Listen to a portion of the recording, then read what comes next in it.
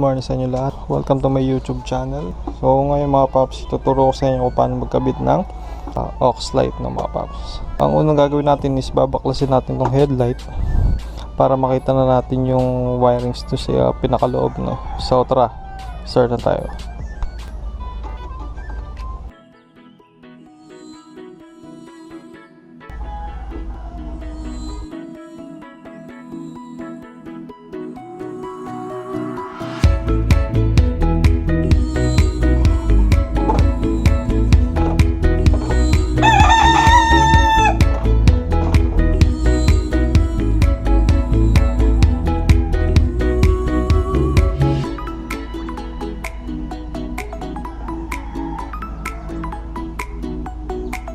So yun guys, nabaklas na natin yung harapan, no?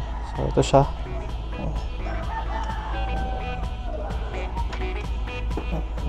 So dati kasi may existing wirings na ako, no? Sobrang dumi pa. Meron kayong tool na pang-test sa kuryente, no? Pwede nyo gamitin. Ito, bumili kasi ako ng pang-test, just to make sure lang, dahil yung mga wires ko, mga natusta na, so hindi ko na siya matrace kung saan yung pinaka source. Ngayon dito na lang tayo kukuha. So yan, dito tayo kukuha, no? Gamitin natin to para matest natin. Ayan.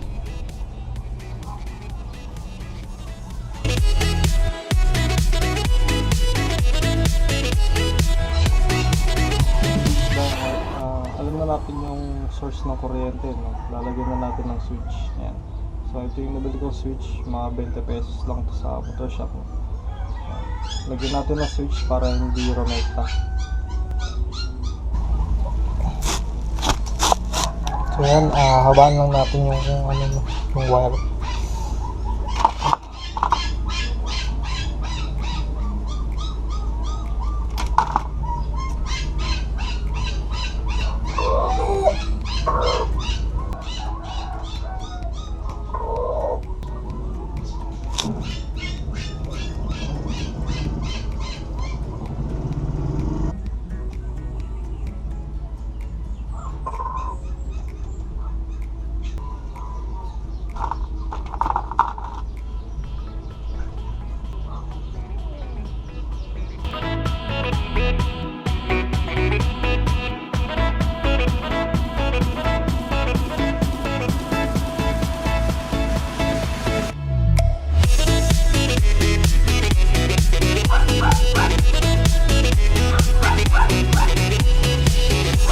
Habaan na natin, no? Nalagyan na natin ng extension wire.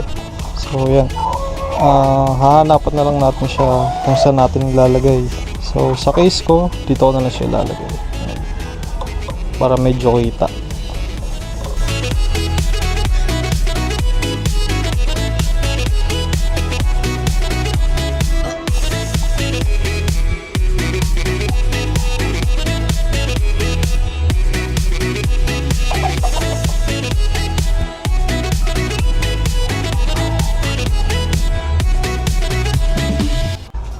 So yun guys, nalagyan na natin siya sa bracket, no?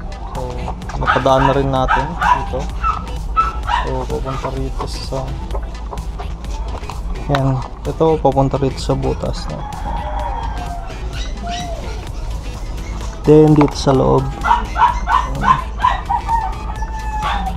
So yun siya. Kayo na bahala dumiskarte, no, kung saan nyo padadaanan yung wirings nyo. So sa case ko, dito na lang para mas mabilis. Ngayon itatap na natin yung wire ng switch dito sa LED, no. Kabitan natin yung wiring, no. So itong isang positive sa switch, lagay natin dito sa blue. Ayan. Then yung negative sa negative. Ayan.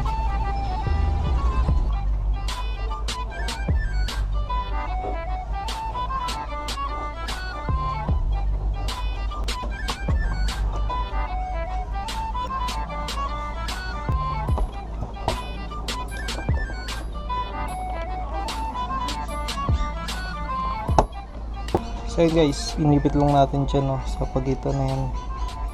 Meron na yung kuryente. Yun guys, ganyan lang siya kadali no, nakikabit rin natin yung ating headlight. So yan. So kung meron kayong mga comments and suggestions, comment down below lang kayo sa baba ng video nito.